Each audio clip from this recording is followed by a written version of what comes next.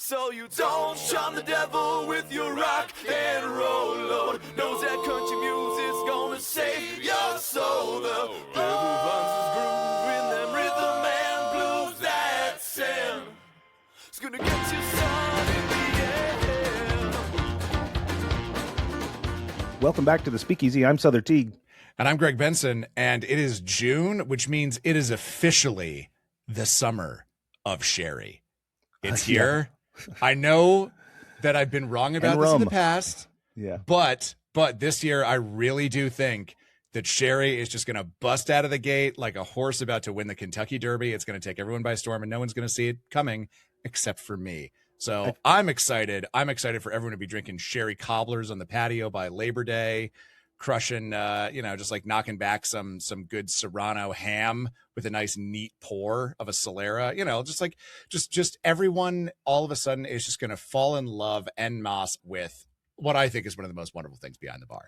That last bit was not sarcasm. I do honestly love sherry. Yeah, I love sherry as well. And I think year over year, it gets predicted to be the thing of the year, right? Sherry and rum. And I don't know, it's been 10 years now, and neither one of them has really burst through and become the thing. However, you just mentioned sherry cobbler, and I have been to now 3 different bars in less than 2 weeks, and there's been a sherry cobbler on menu.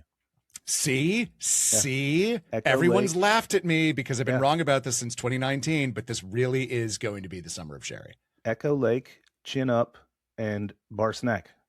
So all three have a sherry cobbler on the menu. Echo Lake has a sherry cobbler on the menu. That's cool. Yep. Mm-hmm. I got to go and check that out. Yeah. Souther, if you went to any of those bars or any bar in general, for that matter, how would you feel if that drink was served to you, not by a human being with thoughts and dreams and aspirations, but with a robotic arm? You know, it would certainly take away from the reason and the experience that I'm looking for when I go out, which is human interaction. Well, then, if I were you, I would avoid flying into Minneapolis St. Paul Airport and going to the gaming lounge, which is also a thing, but we don't have time, and visiting Tony, the robot bartender who was recently installed there. A friend of mine was laying over there last night. Please tell me Tony is an acronym. What does Tony stand for? TONI. I don't know. Listen, man, I'm a hack and a fraud. I didn't actually read into this. I skimmed their website. I already came in knowing that I hated it. Maybe there's an acronym, but if it is, it's buried underneath a whole bunch of PR that I got sick of and clicked out of before I got there. But it is a robotic arm that makes drinks. The photo that I got sent of this monstrosity had, I swear to God, this is going to sound like I made this up, because if you put this in a screenplay, someone would say, that's too heavy-handed. You have to scale this back. Tony was behind the bar making drinks, and there is a actual human being in the foreground mopping the floor. Yikes. I mean, listen, I, for one, welcome our robot overlord. No, none of that. I don't want to see him. We've talked about this before. I don't even like it when you go to, the airport bars that have, this is an airport bar too, but that have the iPads where you don't even talk to the person who's literally 4 feet away from you, but you have to type it in on the iPad instead of just saying, hey man, make me a gin tonic or what have you. The reason that we go to these third spaces is because we're in seek of human interaction and sociability in IRL, as the kids say. So I don't know if the kids say that anymore. I think the kids are all adults adults 40 now. The problem. Yeah, exactly. No, I have no interest in that whatsoever. Not even on a weird curiosity level. Same with those machines that you can see like at state fairs and stuff, where it looks like a size of a dumpster, but it's a vending machine that will make you French fries to order, right? It'll cut a potato and then blanch them and then fry them and then dump them out the other side. I want a person to be doing these things, to be, the human condition. That's what I want. Yeah. And as I think I've said before, I don't see a will to make the human experience better on the back end of the minds that are designing these things. I see the mind of Sauron, into which he poured his malice, his cruelty, and his will to dominate all life. That's what I see is the driving force behind these things. But let me take you on a little tour about how Tony works. First of all, as you've noted, and as we noted on the show a little while ago, if you love ordering from a screen and not a human being, you're in luck, because Tony does not speak, cannot speak. He's an arm. So you have to order off of a screen. You punch in your little order there. Tony, he kind of like his arm just kind of swings around. There are a bunch of bottles suspended from the ceiling. He goes up, he does the kind of thing where he like, presses into the, I don't know what those things are called, but you press the glass up into it and dispenses an even like 1.5 ounces or something. They're called optics. It's an optic. Optics. Thank you. It was, I'm sure I knew that word at one point, but I certainly don't now. But now I do again. And he mixes it and he puts it in front of you while a human being, presumably with people who love him, mops the floor next to you. Now, Tony is not alone. There is another model from the company that makes him, which is Maker Shaker. I'm pronouncing it that weird way because it's spelled MAKR space SHAKR and Maker Shaker. Isn't it shocking how like all of these like computer and robotic companies none of them can spell?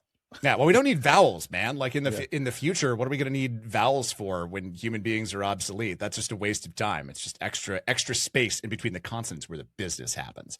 But there's a double Tony model where it's two arms that are also working, and Maker Shaker advertises this as being able to make 80 plus drinks an hour, which just absolutely made me crack up, because you know who else can do that? Fucking me, any bartender. Like that is not an impressive stat, guys. And they are also apparently working on another model. Hang on, what's this monstrosity called? I'm going to pull it up over here. But it is a fully bipedal humanoid, Robbie, ROBI. There we go. Yeah, so Robbie is coming soon. It is a fully bipedal humanoid robot bartender with a face. So get ready for the future, everyone. It's coming. Hard pass. Yeah, I don't really have any commentary on this other than the commentary I've already given. It's just same. I do. Not for me. How about not that? for me, but I look at this as one of these things where like it's a novelty. It's like augmented reality was, or like crypto was, it's like these are the sorts of things that people are going to want. I think, I don't know, I could be wrong. I famously almost said on our broadcast on March 9th, 2020, I don't think COVID's that big of a deal. So like, I'm not Nostradamus here. Don't listen to me. But it seems to me that I read this and I read these articles about how, people who came of age in COVID are trying to kind of make up for lost time in the socializing and the social skills that they missed in that year and a half when society was on pause. And I have a hard time believing that those people who are, according to, the New York Times and the Atlantic and the New Yorker and the Wall Street Journal and the Washington Post and the LA Times and everyone else who's written about this, these people who are desperate for human interaction are going to be like, no, yeah, I don't want that person over there to make this mojito for me. I'll take it from the arm. Thank you. Yeah. It's it seems like we're going the wrong way. Yes. Anyway, well, let's go the right way. Yeah, I know. Speaking of people who have arms, good arms, I saw a tattoo on one of them there in a second. Follow us on YouTube to see what that tattoo looked like. We have two people who put their arms to good use. They are the business partners behind Bar Susanne here in New York. One is the Beverage Manor and the other is the Designer. It's Milos Zica and Maddy. What's up, guys? Thank you for joining us. Yeah, hey. Thank you for having us. Thanks, guys. No, it's a pleasure to have you in here. I am excited for this conversation. Let's begin with this because I want to get real granular with this specific concept that you just developed and your specific roles in it. So to kick us off, what is Bar Susanne and what makes it different? So Bar Susanne is a riverfront raw bar. We're in Domino Park and we're right at the end of the park under the Williamsburg Bridge. So actually where Milos and I are sitting right now, we're looking out the window at the base of the Williamsburg, and then you can see the Manhattan and the Brooklyn behind it. So we're actually looking down the river, which is kind of fun and unique. So it's it's a riverside raw bar. We've got the whole kit and caboodle with seafood towers and oysters and just everything from the sea. And we've but Milos has put together just a sort of what we honestly consider a world-class cocktail program to go along with it. But yeah, so Bar Susanne, it was built very much to take in the view of the river, the view of the water, the view of the city, and the view of the sunset. So the sun sets directly in front of our big picture windows behind Manhattan, and We've got a big outdoor terrace with lots of seats outside. And so, yeah, the idea is sipping cocktails and slurping oysters as the sun sets and the boats go by. I love Yeah. everything in that sentence. I have no All of it. issues. Yeah. We enjoy that as well. So we've made a place that we enjoy being in a hobby that we're very familiar with. But yeah, I'll let Milos talk more about the specifics of the bar program. But you know, Milos and I go way back. We've known each other for a very long time. We built another business, a big business here in Williamsburg called Fondi Mata, 5-6 years ago. But yeah, I think what makes Bar Susanne unique, I would say, is it's, I mean, it's not unique. A lot of you guys know how this business works. It's oftentimes a lot of friends and compatriots that have met in the industry over the years, either from my perspective, designing and building places, or Milos's perspective, running places. But we sort of found this space that spoke to us, and we all kind of put together this team. So it's not just Milos and I; it's also our dear friend Jackie Carnisi's the chef, and our brother in arms James Freeman is a partner. My wife Marissa is a partner. So we all have been in the business for a long time in different capacities, and we just found this space that we fell in love with, and kind of we all brought our own little piece to it. Yeah, James is part of Sally's, right? Yeah. So I literally live less than 1 block from Sally's. Oh, good. Yeah. Well, Sally's that means is you 1 live, block that way. That means you live a couple blocks from me. I'm over on Marcy, across from Von King. Oh yeah, I'm literally I'm 1 corner north of Sally's on Tompkins. Yeah. So I built Sally's with James. But what was that, like 4 or 5 years ago? And we did Sweet Science together a long time ago. So James is a partner here and a big part of this operation as well. And yeah, it's a group of friends that have been in the industry for a long time. And I think part of what we enjoy is that, not all of the spaces that we do are all the same. Sweets is different than Sally's, is different than Fondi, is different than Employees Only, is different than Grand Army, was different. So Bar Susanne, I like the fact that our group has had experience in a lot of different sort of versions of the bar scene, versions of, the restaurant bar, New York City nightlife scene. And so I think Bar Susanne can be a lot of things to, it can check off a lot of boxes. It can be like an afternoon glass of wine with some caviar watching the boats go by. It can be a full-on celebratory dinner with a seafood tower and a wicked martini program. It can be late night, push the tables to the side and turn up the music and really get into some stronger cocktails. And you can come back in the morning with a blurry head and get a nice espresso from the cafe. So we're open, we've got the cafe next door. So we kind of have this whole terrace looking at the river, and, it's from 7 in the morning till, as late as we feel like going. Well, yeah, while we're on the design note here, let's talk about that just at least briefly. You have Cafe Suzanne right next door. Why the decision to have 2 separate rooms instead of just have a place that converts from cafe to bar? The structures are all the same. No, it's actually not. So we're in the ground floor of One Domino Square, which is one of the big buildings right in Domino Park. So we're like we're the one closest to the bridge. There's 500 units above us. Okay. And so we take the whole side of the building facing the bridge, and there are 2 big storefronts there. One is about 2,500 square feet, which is where the Bar Susanne is, the restaurant, the bar. And then it's not contiguous. There's a little break, so it's a separate entrance, and that's about a 600 square foot space. But it all shares the same sidewalk, and it shares the same terrace. Copy. So we like the idea of having a small space to do. We have the full liquor license over there as well. So nice. we open. We've got coffee and pastries and everything in the morning. when you're sort of getting the day started, and then we transition into a caviar service and snacks and just light bites with wine and cocktails. We've got frozen, yeah, we've got a frozen drinks over there because we are in the park too. So we've got a great frozen program that we're putting together. Makes sense.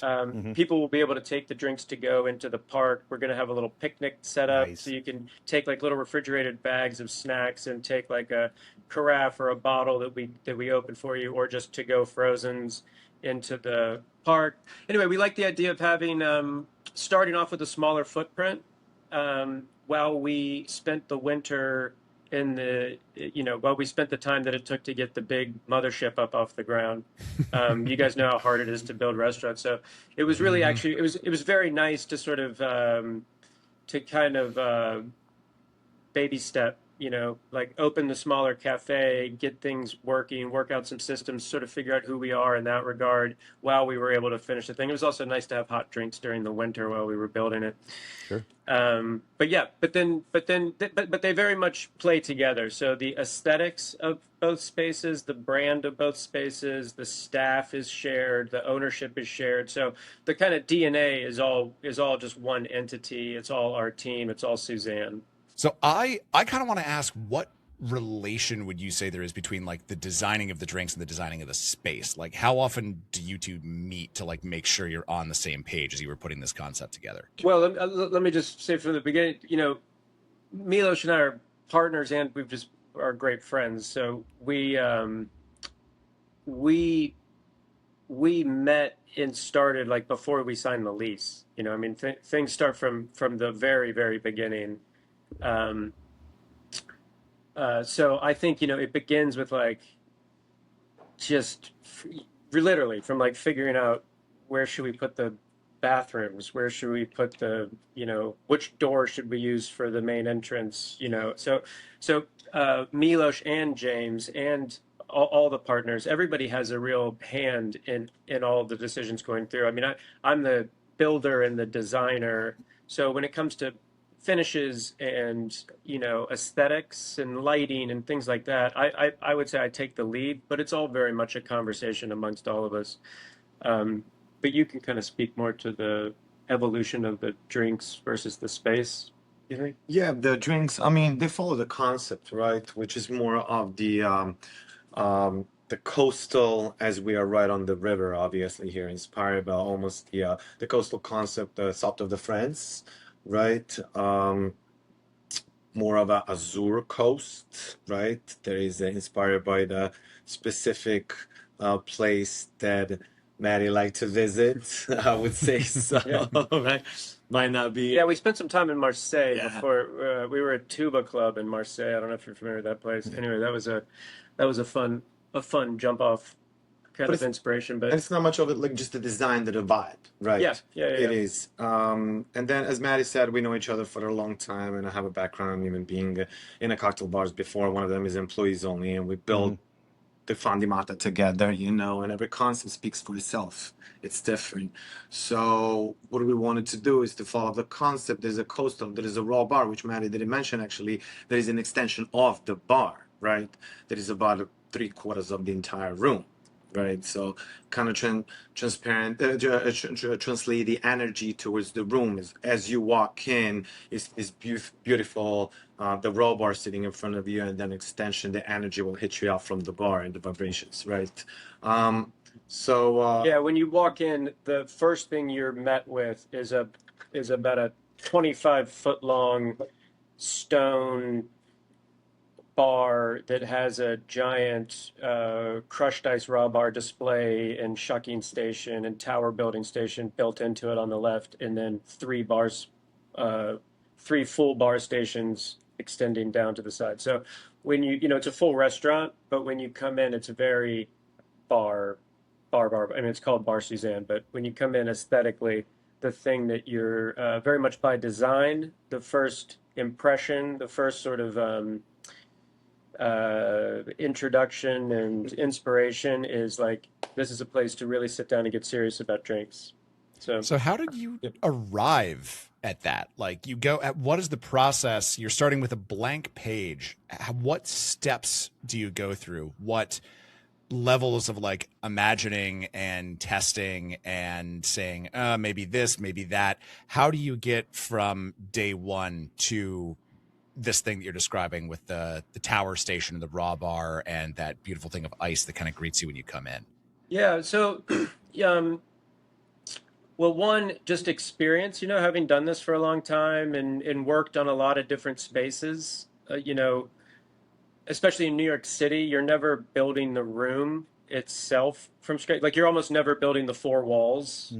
Hmm. You're having to sort of design and implement concepts within existing spaces because that's just the city's so already built. But yeah, so it's just experience, kind of knowing all. One thing is you can know what you want and you can know what you want to show and you can know what you want the customers to experience. You can know what you would want to experience as a customer from a just from a material standpoint, from a moving through the space, from a flow standpoint, all that. But then you also have to know all of the back of house considerations that it takes to pull that off. So Mm-hmm. everything that the customer doesn't see, you need to figure out how to incorporate that um, in what is, again, because we're in New York, is always a limited footprint. So the real challenge is mostly that push and pull between the front of the house and the back of the house, and sort of how do you allocate every square foot. So that definitely went into the design of this space. Milos, James, Marissa, well, Jackie, all of us, we knew that we wanted the space to be very drink forward, that it was, that's why we call it Bar Susanne. That's why we featured the raw bar as such a prominent thing because raw bar just goes with drinking, cocktails and wine and martinis and champagne and raw bar. Like they're all sort of a piece, very much the way that we think of the space. So, so the design kind of, again, it's not to downplay the focus and sophistication on the full menu and the full dining experience, but we knew where we were with this view, with this sunset, with this terrace, with this team. We wanted it very much to be like a big brassy bar vibe. So that's, so that just again leads to what kind of considerations do we need to make for the back of the house? Where are we going to put all the sort of mechanicals and support structures and storage and refrigeration and ice making capacity and all those things that the customer doesn't see. But that very much led to, okay, so if we come through here and we use the geometry of the space, let's put this big sort of monolithic, really impressive, really tone setting bar as the first thing that you see. And we design the space so that you kind of you sort of greet a host and then you're walked past Hmm. a decorative line of liquor storage and wine storage that's illuminated in a very inviting way. You pass by the raw bar area with the big crushed ice display and all that sort of drama and beauty, and then you turn into everybody, no matter where you're going, where you're going to spend your night in Bar Suzanne, everybody processes past liquor storage, raw bar, and the full length of the bar to get to the dining room. So that was a real deliberate design decision to kind of set the tone. This is Bar Suzanne. This is we take the drink menu just as seriously. We take the bar menu just as seriously as anything else, if not, um, the most focused on element of the room. It sounds like it really impresses upon the certainly the first time visitor, but every single person who comes to the place. You're eliminating a lot of questions that they might have by just answering them right away and saying, "Hey, Yeah, welcome. You are at a bar that serves booze and lots of seafood. Come on yeah, in." absolutely. Like you know that feeling when you walk into a place, even if it's wonderful, even if you have a wonderful night. There's so many places where you sort of walk in and you feel a little adrift at first, Hmm. like, okay, let me find my space, let me figure out exactly what I want to do here. I think we Let me tried figure out to exactly what they want to do with me here, right? yeah, Mm-hmm. exactly. Like you can sometimes feel like you're waiting to ask somebody to dance with you, Hmm. and here we wanted it to be very clear, like welcome right away, right off to the races. Like you sort of almost go through like a little like a purposefully designed bottleneck Mm-hmm. to kind of before you get into the space as a whole. And the space is also flanked by massive floor to ceiling windows that are looking at directly at the river and the bridges in Manhattan on the other side. So it's not a claustrophobic space. It doesn't feel like a speakeasy or a small bar, but we wanted to kind of give some of that feeling of kind of like contained excitement that you get when you are in a small sort of vibrant bar space, and you can kind of like come in and you can hear glasses shaking and glassware being put down on stone bar tops, just all the kind of like atmospherics and all that stuff. We wanted to make sure that you felt that you weren't just walking into a dining room, you know. Yeah. So that was very much part of the design thing. Your original question was just sort of like, what do you do with a big raw space, and how do you start putting it together? I think that was one of the first things that we wanted, was just before thinking about what the color would be or the finish would be or the tone would be or the materials would be or any of that stuff. It was like, here's what we want that first kind of like woof when you walk through the door to be. Right. And Listen, we feel like we got it. it's an effort to be the tin that does what it says on the tin. Yeah. Right. For sure. Milos, given all of this about the design and the beautiful space and the river and the sunset and all that jazz, how are you then tying the drinks to reflect everything that was built that you get to kind of like work within and inside of? Well, you get inspired by working with Maddy, and seeing what he's capable of doing, and as a creative side from one to another, it reflects it on me in creating the cocktails, picking the right glassware. That, for example, I picked the glassware that is matching the design of the walls, kind of ripped, and also what kind of ingredients following the concept goes into the drinks itself, right? Once you set the tone with the design, the product will follow at the same time, right? If it makes any sense. And we've done a lot of talking and brainstorming, and then as the bartender to a bartender, as you guys knows, you just step behind on the stage and do your magic, Yeah, that's pretty much it. One of my favorite cocktails even carries his name, Maddy Cream, right?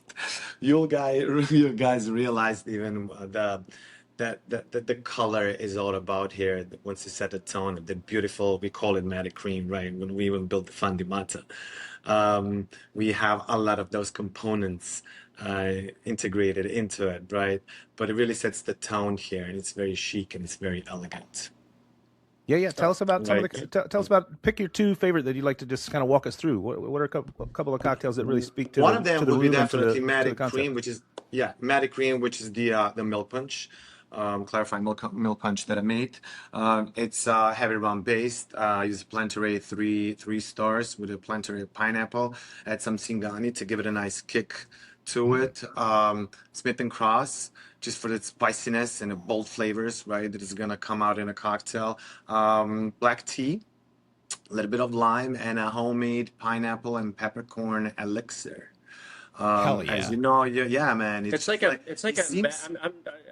magic trick. Yeah. Seriously, I'm not just puffing up. I'm not puffing up. No, Milos. the first time The saw first time that, I it was tasted it, I was well, like, what what is the fuck this? is And this? how did it come out like creamy? It's Actually, perfectly clear, and it has just 1,000 different notes in it. I would love for you guys to try it. Yeah, hopefully, yeah. Yeah. Of course, use the coconut milk to let it sit up the night, and then clarified it through the mash and the cheesecloth, right? The strainer. That would be one of my favorite. On the other side,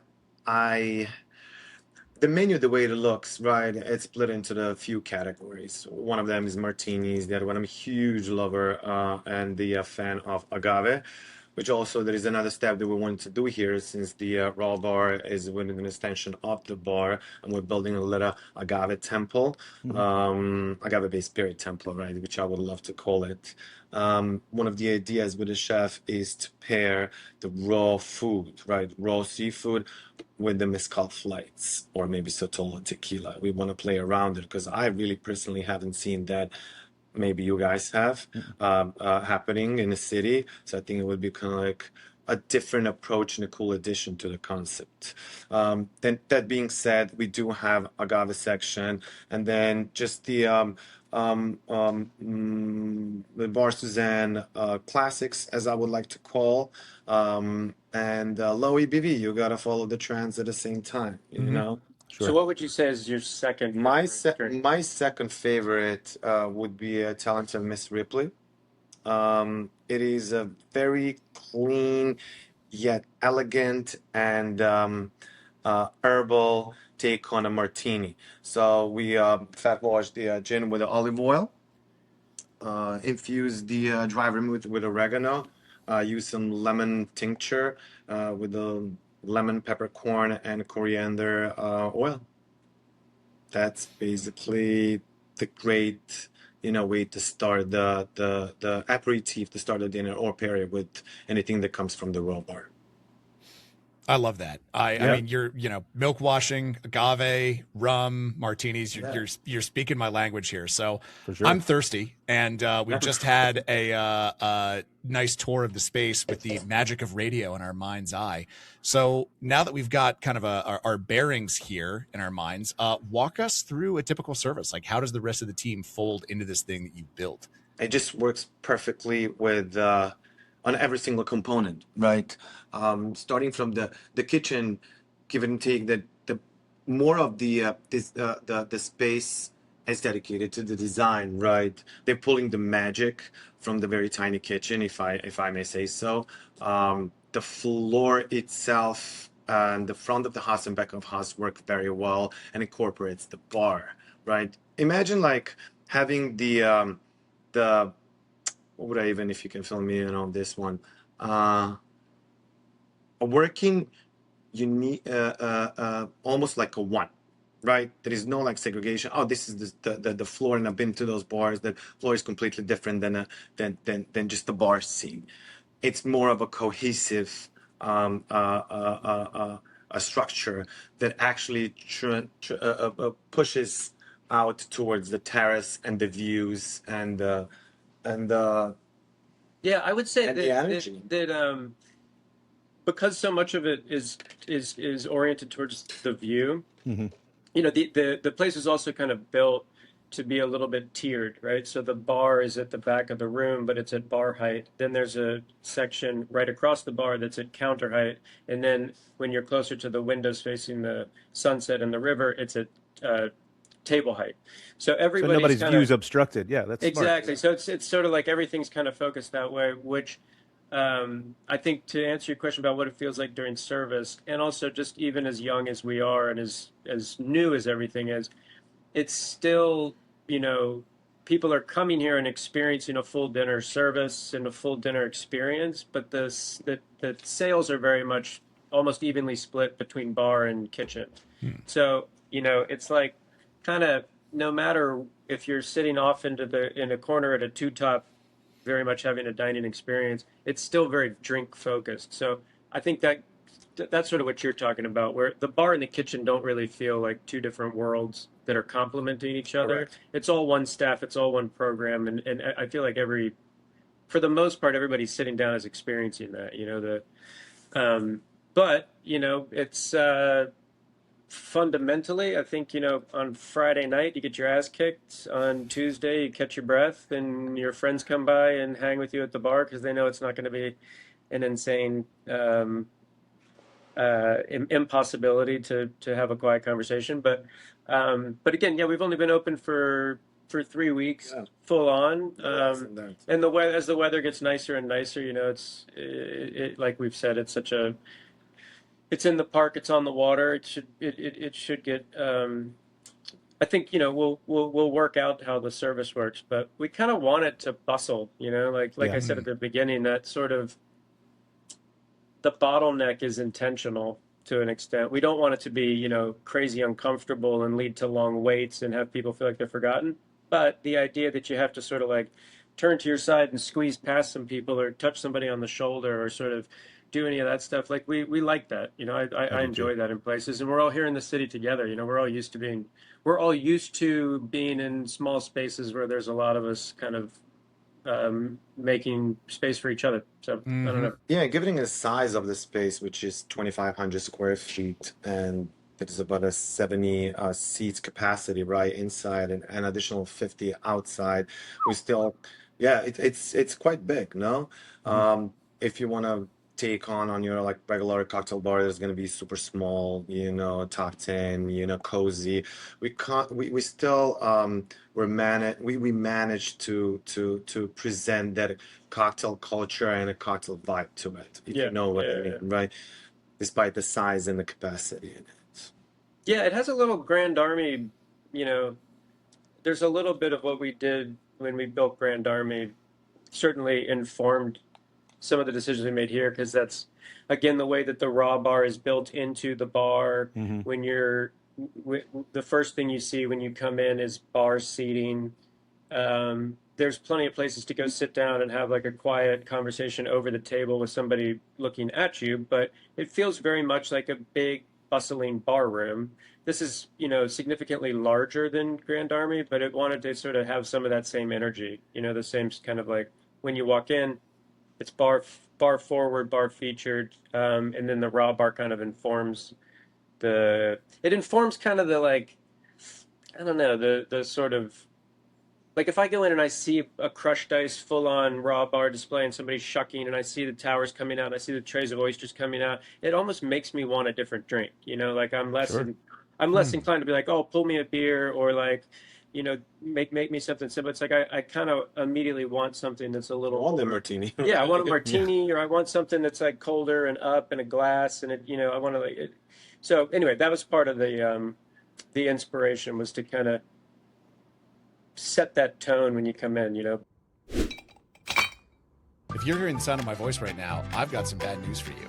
You are only getting about 60 to 70% of the conversation that we had today with our guest. But if you want to hear the whole thing, you can join us and become a regular on our Patreon. That's right. To hear the rest of the conversation, join us on our Patreon, become one of our regulars, and you'll receive all kinds of perks, including ad-free listening, so you won't have to hear us do this again. And in addition to ad-free listening and longer shows, you are also going to get cocktail recipes from all of our guests, access to our live monthly hangouts, and a free cocktail kit each and every month from our good friends at Shaker and Spoon. So head over to Patreon and become a regular of the Speakeasy. We'd love to have you there. Cheers. So we've talked a lot about things that I love, you know. I mean, in this is the show that it is, so we get a lot into kind of like, you know, the esoterica, the minutia. Like I love this shit. I assume if you're listening to this podcast, you love this shit too. But so. I do want to ask, how much do you feel like these elements that we've discussed influence the guest experience? Because I've definitely had a moment of, it's not quite frustration, but when you really just work your ass off to do something really cool and it feels like it kind of flies under the radar for most people that come into your bar. So how noticeable, I guess, to the average Joe that walks into your, or Jill that walks into your bar is all of this stuff that we've discussed? Like, does it influence them on a subconscious level? What do you think? I mean, you know better than I do sort of what the more like cocktail focused in general, the feedback so far has been amazing, that I was even like really surprised. I mean, not surprised that every single, because at the end of the day, right, when we drop the check, there's a little survey, right, of what do you think, what was your least favorite, what is it, but that goes on a postcard. It's been very well done, right, very elegantly. The feedback been nothing but excellent, which you know, like, that has to be someone who didn't really like it, right? But it's been like all tens. And I think the people are digging it. People are recognizing everything that Maddy mentioned earlier, right? Becoming from the bar to the dining room, to the views, to the energy itself, to the product that we are serving, and designing the beauty of the Bar Susanne. Yeah, I would say, you know, I think to your question. It is true. Like we've all been in this business for a long time, where you hope everybody, gets to pick up on everything that you're putting down, but Mm-hmm. that's just never the case, Yeah. But what I do find is, to Milos's point, I feel like there are people that will come here and they're very okay, let's go out to dinner. It's Friday night or it's Saturday night or it's a special occasion or we're going to have a 6-person birthday party, whatever it is. It's like, let's go to that new restaurant for dinner and we're going to sit around the table and we're going to order off the menu and they're going to have a dining experience. I think what's pretty slick, and if there is any kind of like subtly, almost subliminally encouraging them to experience the place that we started thinking about it from the beginning, is even those tables get really turned on by the cocktail bar program, by the menu, and it becomes more of a drinking night than I think a lot of people are anticipating. And in that sense, they're sort of starting to feed off the energy of the bar, and it gets a little more raucous and a little rowdier and a little more like, I think people stay for a bit longer. They sort of make this their night rather than, I think a lot of times like we'll go there for dinner and then we'll go somewhere else to do that thing. And so, yeah, and I don't know if that answers your question, but in terms of the subliminal part of it, because you don't want to, you can't just tell people how to react to your space. I'm seeing a lot of people do that. They're coming in and they're like, "Oh shit, let's order another round. Let's when they need this table back, but let's go crowd around the bar." Yeah. Like it's. I think we're seeing some of that, and we're hoping that becomes the kind of the personality of the place to a greater extent. Because again, it's Bar Susanne, and half the room's a bar, and then the whole terrace. It's just. It's a great place to eat and slurp oysters, like we said at the beginning. Right. Well, in the kickoff of the thing, obviously you built the menu, Milos. You built the cocktail menu to be in harmony with the design aspects that Maddy's put into place. But menus change and the walls don't. How are you going to like justify keeping that element harmonious with the design elements that won't change? Well, you still play with aesthetics, but you change the ingredients based on the season, right? Mm-hmm. Right. That not necessarily mean the aesthetics should change. That's the idea. But at the end, as you know, and being in this industry, you do have your staples that are gonna stay there for the people are gonna come back for. Mm-hmm. The people are expecting once they walk into your place, and then the rest of the new creation, it all depends on the given moment and maybe some new elements that we're gonna add to the place. We just started, don't forget that. Maybe we'll change the walls. Right? Yeah. Yeah. You say that like it's a joke, but is that a thing that you've done in the past? No, we're not going to change the walls for a little while, but Spend a lot of money on those walls. Yeah. it's been a lot of time. We don't want to create that much dust. Once you get the dust out of a job site, you try to keep it out of a job site. Exactly. Yeah, fair. These guys would run me out of here if they saw me walking back in with tools. Yeah. But, Been there. Yeah. Well, Matthew, I want to ask about some of your other design projects because I'm curious, one, how you even got into this business of being a bar designer, but I also want to ask a little bit about how your craft has evolved. You've mentioned Grand Army, which is very near and dear to our co-host, Damon Bolte. But also I see that you did the redesign of Kellogg's Diner, which is a place that holds a special place in my heart. So, oh, good. Yeah, talk us through, give us a little bit of your origin story as a bar designer, and then walk us through some of these past projects of yours. So we just kind of got started by accident, honestly. Like so many other people, kind of showed up in the city, young 20s, looking for something to do, trying to sort of establish myself, and was trying to be a journalist, but that just sort of didn't take. Was tending bar to make ends meet, and then me and some buddies ended up building a bar on the Lower East Side, and we all just kind of fell in love with the design and build part of the thing. We were all still tending bar at night and waiting tables and just working on the service industry, but we all really enjoyed the building of this space and the construction and craftsmanship and all that stuff. So my buddy at the time started a company called Echo, which has done a million places that you've heard of. We built the Box, I don't know, you know, the nightclub on Christie Street, and just 1,000 other restaurants. So we all started working together under that umbrella. And then years went by. I pulled off and opened my own first bar that I opened on my own was called Weather Up, which is over on Vanderbilt. And then we have one in Tribeca as well. That was the first place that I just built and designed entirely on my own. Then just kept kind of picking up jobs through word of mouth, through people in the industry. Then my partner now, who's been my partner for a long time, is a guy named Nico Arce. He's sort of the other half of my design build company. And we built Russ and Daughters on Orchard Street, and we built Grand Army, and we built Celestine Restaurant, which is over in Dumbo. We built Lilia, Public Records over in Gowanus, Fandimata, Sweets, Sally's. So the two of us, Half of the Brooklyn. the two of us we just have a team, and we just started, literally it was almost all just word of mouth. You'd do a project, somebody would see it, they'd ask who built it, we'd get in touch, we would collaborate. And so that was really kind of how it all started.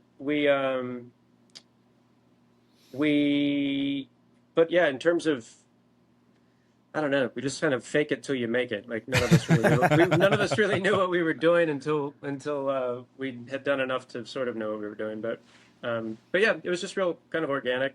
And most of these spots, it sounds like you did the build, you did the design, et cetera, but you didn't have as much sort of collaborative engagement with the partnerships. Or am I wrong when I say that? No, a lot of times we did. I would say 50% of the time we're partners. Sometimes we're just building it for friends and, charging a fee, building it, and then getting out of there when it's done. But yeah, it's about 50-50. And even, I think our design process, our sort of building process is a little atypical in the sense that neither of us come from an architectural background or like a pure design background. So nothing's really produced on schematic. There's very few drawings. Everything's kind of just felt out, drawn, and, built on site. It's more conversation. It's more kind of, it's more collaborative. So I feel like when we finish a project, honestly, everybody that's involved has helped design it. I mean, I know that sounds a little like woo woo, but it really is the way that it works. It's pretty collaborative. So whether we're an actual partner or just the design build part of it, we almost always are working with friends, and it's kind of no different, unless somebody comes in and they're like, I want it to look exactly like this picture that I'm going to show you. In which case, but at that point, what do they need you for? Yeah. Yeah, or at that point, we're happy to make it look just like that picture. Sure. It's like we'll do that. But everybody, in the process of building something, that's why I think a lot of the places look hand built, because they're built by hand. They kind of, for all of the imperfections and frustrations that come along with that, there's also some plus sides, which is that they often don't look like a rendering because they never were a rendering. Right. You know what I mean? Exactly, which is very fascinating to add to it. This man right here to my right taught me that imperfection is perfection. I'm a real imperfectionist. Yes, Yeah. and which makes it nothing but a perfection, to be honest with you. No. Imagine, believe me, I can see a lot of imperfections. but you know what I'm saying. Like, imagine 7,500 square feet venue, building with no renderings. Yes, Fandimata is big. And giving someone the full freedom and a trust and into the building and learning so much next to Maddy, honestly, because it's one of my first biggest projects, for me and my partners. Anyway, I love walking into a perfectly realized rendered room. This isn't to cast shade on that. I love a hotel bar, but I also love walking into a place that was clearly like, thrown together on a budget. And full of imperfections, But still intentional, right? Yeah, but I like it all, and I think whatever, we all like it all. We live in a city. There's enough of us to go around. So yeah, our niche is kind of, probably a little more handmade, a little more idiosyncratic. That's, Kind of carries more personality. Right? Yeah, it's just a different personality. Yeah, different. Yeah, yeah. Yeah. Well, it sounds to me like if you had come into this field as someone who's like, my dream is to be an architect for bars, you would start with, these renderings, these blueprints, and you would start from a place of how can I build a beautiful space? And then you'd have to figure out how it works on the back end. It almost Yeah. sounds like your process is you have a room that is some state of complete, some state of not, and you start from, okay, how can I make this work? And then you kind of build the aesthetics and the beauty and the perfect imperfections around that. Yeah, and we're also eaters and drinkers, like we all love to drink, we all love to be out, we all love to be, going to different spaces and socialize. We all love public assembly, and so you can think about it from what are the rooms that we love being in, even if we had nothing to do with them. Like we're all big fans of everybody else's places too. So I think about that a lot. When we're sitting around using comps or referencing other places, by no means are they all places that we have some personal connection to. Like we're big fans of a lot of our friends and colleagues in this business too. But yeah, I think yeah, if you come at it from an architectural standpoint, it's easy to just kind of get stuck in what it's going to look like, not what it's going to feel like. And it's more, the thing that you respond to, I think, often is what it feels like. And it's also good to remember to design a room that feels good with 200 people in it, who have had quite a bit to drink, as it does with, as it does at the beginning of the night with 10 people in it who've had nothing to Right. drink. It's like you No, need to sort of like yes. figure out how a room works at throughout the kind of sine wave of an evening. Yeah, I think that's powerfully important too, and I think that's what's forgotten a lot when we see a lot of these things that feel, the word that gets tossed around a lot, I think, is sterile. When you see a place that's beautiful and it's attractive, but you don't feel comfortable in there because they didn't design it with people being in it in mind. They designed it Yeah. with it being beautiful in mind. Yeah. And there's a different use case for those things, I think. Yeah, you hear a lot of people that are really, the first thing that they start thinking about is what kind of floor they want to have. And it's important to remember that if you're really successful, people can't even see the floor. Right. So, so you need to, have a nice floor, but don't spend your whole budget on it. And if you don't, have a nice floor, just cover it in sawdust. That works too. Cover it in peanut shells, or preferably cover it in Oyster shells. people. Yeah. Let's cover it with people. So guys, I got to ask, what's next? What does the future hold for you? Specifically, I know that you all are business partners on this and have been in previous ventures. Do you ever see yourselves getting to a point in your career where you would want to not work hand in glove with your counterpart? Or have you kind of like broken out of the matrix at this point and, you're kind of like, no, I wouldn't want to design this bar without consulting with the beverage director first and vice versa? No, I don't think we've gotten sick of each other. I haven't gotten sick of him. I'll let him speak for himself. Yeah.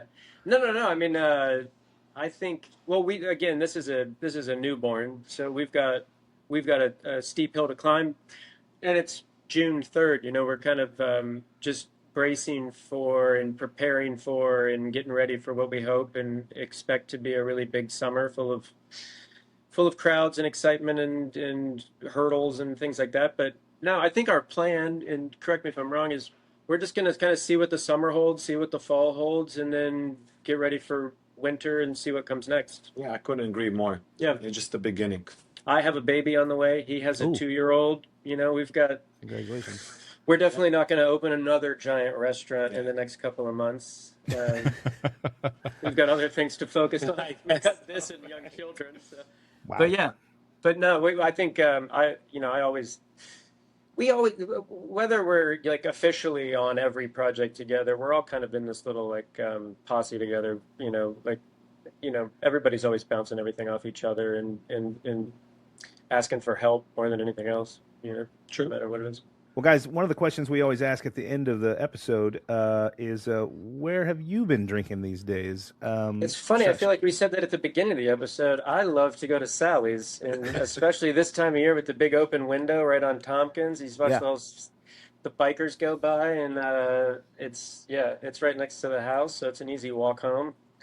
So if I'm not here, I would say I'm probably at Sally's on Tompkins and Willoughby. Yeah, it's a great spot. All right. For me, we talking in general because we Yeah, both live in Brooklyn, right? local or worldwide. Local, yeah. Where do you like to drink? There is a great bar around the corner of Fandimata called Pete's Candy Shop. Oh, I love We met Pete's. that. I haven't been there There in you go. forever, but You know, I you haven't been there can, forever, but I used to live near Pete's, and I would yeah, go there all the time. you can't beat that. But if I make my way to the city, I would love to see friends of mine and Sip and Guzzle, as a Steve Schneider and Dear Stranger. Yeah, Uh, Dear Stranger's Dear beautiful. Stranger is I love beautiful. that Yeah. bar. Yeah. So, mostly that we like to go where we feel comfortable, Yeah. we feel like home. This is Also the want to give a idea shout of out to building this place. yeah. Also want to give a shout out to Junior and Sons. Oh Oh yeah. yeah, I went Which we, I went like 2 weeks ago. Man, I had a great time because oh good, yeah. So I've been Nico and I. following Jackie around. The show used to record at Roberta's, so we saw her all the time over there. Oh good. And then of Awesome. course Kellogg's, and then now Junior, and then I guess I Yeah. got to come over and see you guys.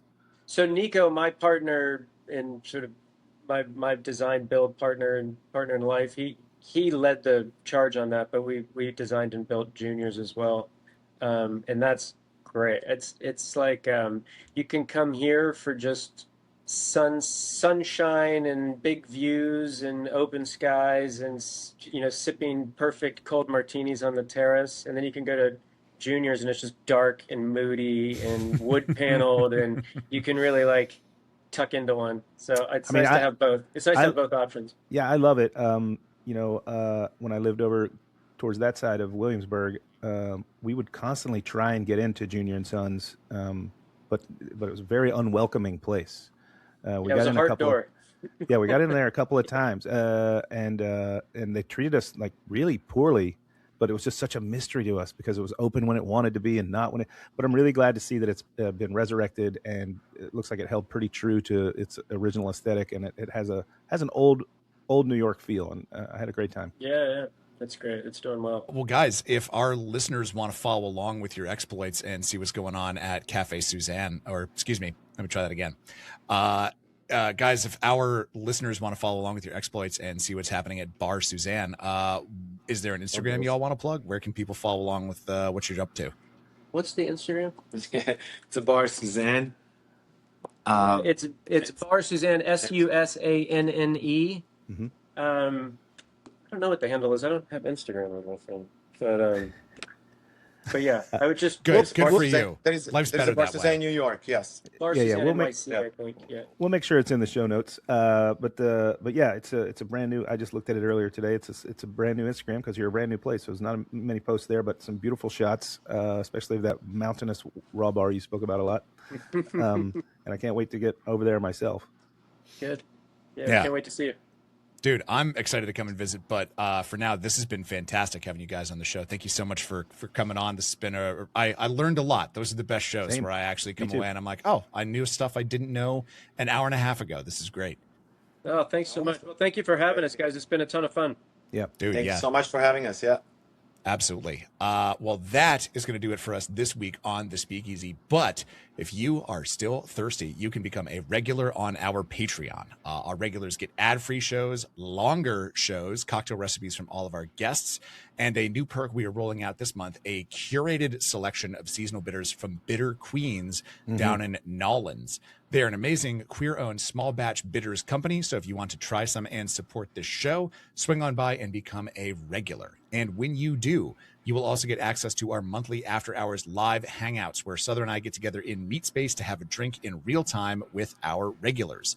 It is the last Monday of every month, meaning the next one is Monday, June 29th at 8 p.m. Eastern, which is going to be here before we all know it.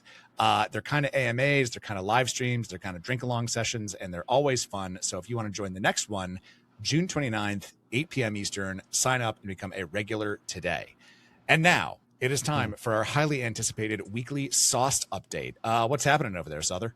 Man, oh man, we are leaning heavily into summer, and our upcoming episode is going to be beer can chicken. Fuck yeah. Where we're literally cooking with booze, right in the can, no less. I don't know, we just dropped our most recent bonus episode, and I don't know, we're having a great time. You should absolutely come listen to Sauced if you like cooking with booze and drinking with food. Where can I come eat the beer can chicken? That'll be, I think we're going to make that in Tim's backyard down in Lower Brooklyn. So closer to you than I am. So come on over. All right, cool. I'll just hang around in the bushes until I see you guys starting to fire up the grill, and then I'll jump in like a puma. Yeah. Well, until then, stay tuned, stay on your guard, Souther, and be sure to check out Sauced. Be sure to tune in next week when our guest is the one and only Paul Clark. He is the editor of Imbibe, which is turning 20 years old this year.